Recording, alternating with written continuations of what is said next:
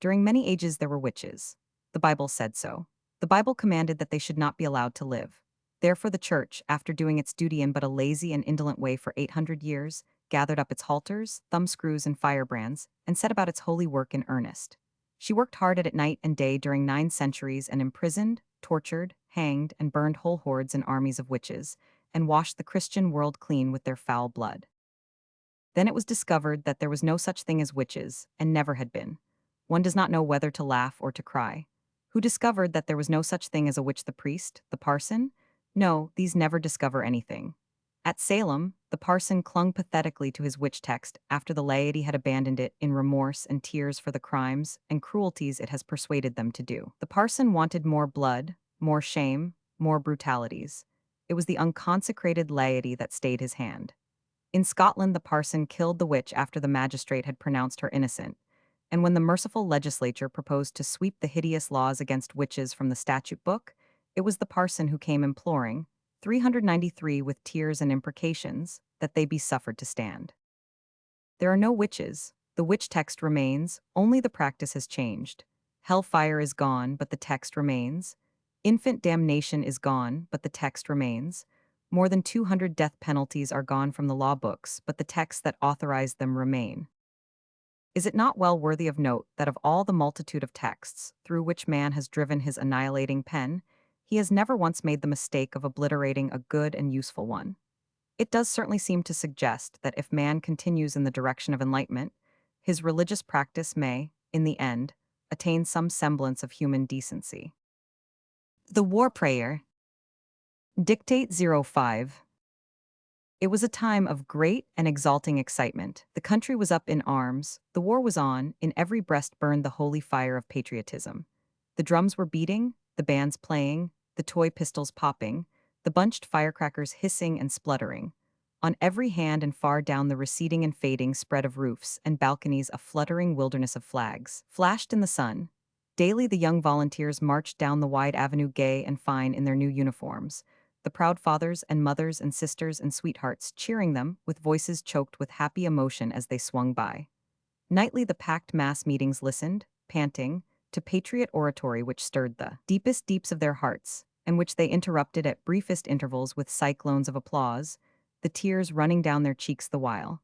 In the churches, the pastors preached devotion to flag and country, and invoked the God of battles, beseeching his aid in our good cause in outpouring of fervid eloquence, which moved every listener. It was indeed a glad and gracious time, and the half-dozen rash spirits that ventured to disapprove of the war, and cast a doubt upon its righteousness, straightway got such a stern and angry 395 warning, that for their personal safety's sake they quickly shrank out of sight, and offended no more in that way. Sunday morning came next day the battalions would leave for the front. The church was filled, the volunteers were there, their young faces alight with martial dreams visions of the stern advance, the gathering momentum, the rushing charge, the flashing sabers, the flight of the foe, the tumult, the enveloping smoke, the fierce pursuit, the surrender. Them home from the war, bronzed heroes, welcomed, adored, submerged in golden seas of glory. With the volunteers sat their dear ones, proud, happy, and envied by the neighbors and friends who had no sons and brothers to send forth to the field of honor, there to win for the flag, or, failing, die the noblest of noble deaths. The service proceeded. A war chapter from the Old Testament was read. The first prayer was said. It was followed by an organ burst that shook the building, and with one impulse the house rose with glowing eyes and beating hearts and poured out that tremendous invocation. God the all-terrible, thou who ordinest, thunder thy clarion and lightning thy sword. Then came the long prayer. None could remember the like of it for passionate pleading and moving and beautiful language. The burden of its supplication was that an ever-merciful and benignant Father of us all would watch over our noble young soldiers, and aid, comfort, and encourage them in their patriotic work. Bless them, shield them in the day of battle 396 and the hour of peril, bear them in his mighty hand, make them strong and confident, invincible in the bloody onset. Help them to crush the foe, grant to them and to their flag and country imperishable honor and glory. An aged stranger entered and moved with slow and noiseless step up the main aisle, his eyes fixed upon the minister, his long body clothed in a robe that reached to his feet, his head bare, his white hair descending in a frothy cataract to his shoulders, his seamy face unnaturally pale, pale even to ghastliness. With all eyes following him and wondering, he made his silent way. Without pausing, he ascended to the preacher's side and stood there, waiting. With shut lids, the preacher, unconscious of his presence, continued his moving prayer, and at last finished it with the words, uttered in fervent appeal, "Bless our arms, grant us the victory, O Lord our God, Father and protector of our land and flag." The stranger touched his arm, motioned him to step aside, which the startled minister did, and took his place. During some moments he surveyed the spellbound audience with solemn eyes, in which burned an uncanny light. Then, in a deep voice, he said, "Come from the throne bearing a message from Almighty God." The words smote the house with a shock. If the stranger perceived it, he gave no attention. "He has heard the prayer of his servant your shepherd, and will grant it if such shall be your desire after I, his messenger, shall have explained to you its import, that is to say, its full import. 397 For it is like unto many of the prayers of men, in that it asks for more than he who utters it is aware of, except he pause and think. God's servant and yours has prayed his prayer. Has he paused and taken thought? Is it one prayer? No, it is two, one uttered, the other not. Both have reached the ear of him who heareth all supplications, the spoken and the unspoken. Ponder this, keep it in mind. If you would beseech a blessing upon yourself, beware, lest without intent you invoke a curse upon a neighbor at the same time. If you pray for the blessing of rain upon your crop which needs it, by that act you are possibly praying for a curse upon some neighbor's crop which may not need rain and can be injured by it. You have heard your servant's prayer, the uttered part of it. I am commissioned of God to put into words the other part of it, that part which the pastor and also you in your hearts fervently prayed silently, and ignorantly and unthinkingly. God grant that it was so. You heard these words. Grant us the victory, O Lord our God. That is sufficient. The whole of the uttered prayer is compact into those pregnant words. Elaborations were not necessary. When you have prayed for victory, you have prayed for many unmentioned results which follow. Victory must follow it, cannot help but follow it. Upon the listening Spirit of God, the Father, fell also the unspoken part of the prayer. He commandeth me to put it into words. Listen. O Lord our Father, our young patriots, idols of 398 our hearts, go forth to battle, be thou near them. With them in spirit we also go forth from the sweet peace of our beloved firesides to smite the foe. O Lord our God, help us to tear their soldiers to bloody shreds with our shells. Help us to cover their smiling fields with the pale forms of their patriot dead. Help us to drown the thunder of the guns with the shrieks of their wounded, writhing in pain. Help us to lay waste their humble homes with a hurricane of fire. Help us to wring the hearts of their unoffending widows with unavailing grief. Help us to turn them out roofless with their little children to wander, unfriended the wastes of their desolated land in rags and hunger and thirst, sports of the sun, flames of summer and the icy winds of winter, broken in spirit, worn with travail, imploring thee for the refuge of the grave, and denied it for our sakes who adore thee. Lord, blast their hopes, blight their lives, protract their bitter pilgrimage, make heavy their steps, water their way with their tears, stain the white snow with the blood of their wounded feet. We ask it, in the spirit of love, of him who is the source of love, and who is the ever-faithful refuge and friend of all that are sore beset, and seek his aid with humble and contrite hearts. Amen. After a pause, ye have prayed it, if ye still desire it, speak. The messenger of the Most High waits. It was believed afterward that the man was a lunatic, because there was no sense in what he saw. Cornpone Opinions. Written in 1900. 50 years ago, when I was a boy of 15, and helping to inhabit a Missourian village on the banks of the Mississippi, I had a friend whose society was very dear to me, because I was forbidden by my mother to partake of it. He was a gay and impudent and satirical and delightful young black manna, slave who daily preached sermons from the top of his master's woodpile, with me for sole audience. He imitated the pulpit style of the several clergymen of the village, and did it well and with fine passion and energy. To me, he was a wonder. I believed he was the greatest orator in the United States and would someday be heard from. But it did not happen. In the distribution of rewards, he was overlooked. It is the way in this world. He interrupted his preaching, now and then, to saw a stick of wood, but the sawing was a pretense. He did it with his mouth, exactly imitating the sound the bucksaw makes in shrieking its way through the wood. But it served its purpose. It kept his master from coming out to see how the work was getting along. I listened to the sermons from the open window of a lumber room at the back of the house. One of his texts was this: "You tell me where a man gets his corn pone, and I'll tell you what his pinions is." 400 I can never forget it. It was deeply impressed upon me, by my mother, not upon my memory, but elsewhere. She had slipped in upon me while I was absorbed and not watching. The black philosopher's idea was that a man is not independent and cannot afford views which might interfere with his bread and butter. If he would prosper, he must train with the majority. In matters of large moment, like politics and religion, he must think and feel with the bulk of his neighbors, or suffer damage in his social standing and in his business prosperities. He must restrict himself to cornpone opinions at least on the surface. He must get his opinions from other people. He must reason out none for himself. He must have no first-hand views. I think Jerry was right in the main, but I think he did not go far enough. This happens, but I think it is not the rule.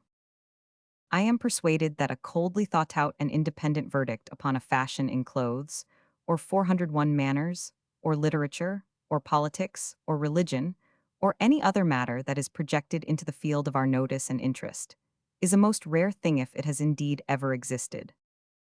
A new thing in costume appears, the flaring hoop skirt, for example, and the passers-by are shocked, and the irreverent laugh. 6 months later, everybody is reconciled. The fashion has established itself. It is admired now, and no one laughs. Public opinion resented it before, public opinion accepts it now, and is happy in it. Why? Was the resentment reasoned out? Was the acceptance reasoned out? No, the instinct that moves to conformity did the work. It is our nature to conform. It is a force which not many can successfully resist. What is its seat? The inborn requirement of self-approval. We all have to bow to that, there are no exceptions. Even the woman who refuses from first to last to wear the hoop skirt comes under that law and is its slave. She could not wear the skirt and have her own approval, and that she must have, she cannot help herself. But as a rule, our self-approval has its source in but one place and not elsewhere, the approval of other people. A person of vast consequences can introduce any kind of novelty in dress, and the general world will presently adopt it, moved to do it, in the first place, by the natural instinct to passively yield to that vague something recognized as authority, and in the second place, by the human instinct to train with the multitude and have its approval. An empress introduced the hoop skirt, and we know the result. A nobody introduced the 402 bloomer, and we know the result. If Eve should come again, in her ripe renown, and reintroduce her quaint styles, well, we know what would happen, and we should be cruelly embarrassed along at first. The hoop skirt runs its course and disappears. Nobody reasons about it. One woman abandons the fashion, her neighbor notices this and follows her lead. This influences the next woman, and so on, and presently the skirt has vanished out of the world. No one knows how nor why, nor cares for that matter. It will come again by and by, and in due course will go again. 25 years ago in England, 6 or 8 wine glasses stood grouped by each person's plate at a dinner party, and they were used, not left idle and empty. Today there are but 3 or 4 in the group, and the average guest sparingly uses about 2. Of them, we have not adopted this new fashion yet, but we shall do it presently. We shall not think it out, we shall merely conform and let it go at that. We get our notions and habits and opinions from outside influences, we do not have to study them out. Our table manners and company manners and street manners change from time to time, but the changes are not reasoned out, we merely notice and conform. We are creatures of outside influences. As a rule, we do not think, we only imitate. We cannot invent standards that will stick. What we mistake for standards are only fashions and perishable. We may continue to admire them, but we drop the 403 use of them. We notice this in literature. Shakespeare is a standard, and 50 years ago, we used to write tragedies which we couldn't tell from somebody else's. But we don't do it anymore now. A prose standard, 3/4 of a century ago, was ornate and diffuse. Some authority or other changed it in the direction of compactness and simplicity, and conformity followed without argument. The historical novel starts up suddenly and sweeps the land. Everybody writes one, and the nation is glad. We had historical novels before, but nobody read them, and the rest of us conformed without reasoning it out. We are conforming in the other way now because it is another case of everybody. The outside influences are always pouring in upon us, and we are always obeying their orders and accepting their verdicts. The Smiths like the new play, the Joneses go to see it, and they copy the Smith verdict. Morals, religions, politics get their following from surrounding influences and atmospheres, almost entirely, not from study, not from thinking. A man must and will have his own approval first of all. In each and every moment and circumstance of his life even, if he must repent of a self-approved act the moment after its commission, in order to get his self-approval again. But, speaking in general terms, a man's self-approval in the large concerns of life has its source in the approval of the peoples about him, and not in a searching personal examination of the matter. Mohammedans are Mohammedans because they are born and reared among that sect, not because they have thought it 404 out and can furnish sound reasons for being Mohammedans. We know why Catholics are Catholics, why Presbyterians are Presbyterians, why Baptists are Baptists, why Mormons are Mormons, why thieves are thieves, why monarchists are monarchists, why Republicans are Republicans and Democrats, Democrats. We know it is a matter of association and sympathy, not reasoning and examination, that hardly a man in the world has an opinion upon morals, politics, or religion which he got otherwise than through his associations and sympathies. Broadly speaking, there are none but cornpone opinions. And broadly speaking, cornpone stands for self-approval. Self-approval is acquired mainly from the approval of other people. The result is conformity. Sometimes conformity has a sordid business interest, the bread and butter interest, but not in most cases, I think. I think that in the majority of cases, it is unconscious and not calculated, that it is born of the human being's natural yearning to stand well with his fellows and have their inspiring approval and praise a yearning, which is commonly so strong and so insistent that it cannot be effectually resisted and must have its way. A political emergency brings out the cornpone opinion in fine force in its two chief varieties: the pocketbook variety, which has its origin in self-interest, and the bigger variety, the sentimental variety, the one which can't bear to be outside the pale, can't bear to be in disfavor, can't endure the averted face and the cold shoulder, wants to stand well with his friends, wants to be smiled upon, wants to be welcome, wants to hear the precious words, "He's on the right track," uttered perhaps by an ass, but still an ass of high degree, an ass whose approval is gold and diamonds to a smaller ass, and confers glory and honor and happiness and membership in the herd. For these gods, many a man will dump his lifelong principles into the street, and his conscience along with them. We have seen it happen, in some millions of instances. Men think they think upon great political questions, and they do, but they think with their party, not independently.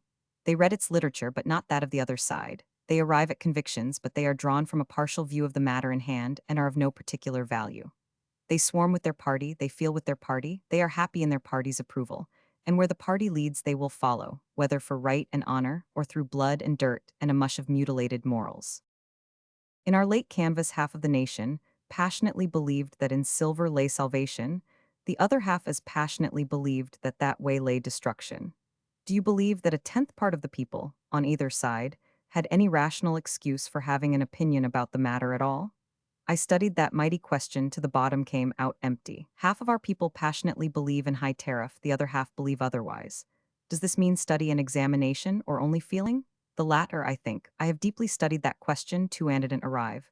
We all do no end of feeling, and we mistake it for thinking. And out of it we get an aggregation which we consider a boon. Its name is public opinion. It is held in reverence. It settles everything. Some think it the voice of God. The end.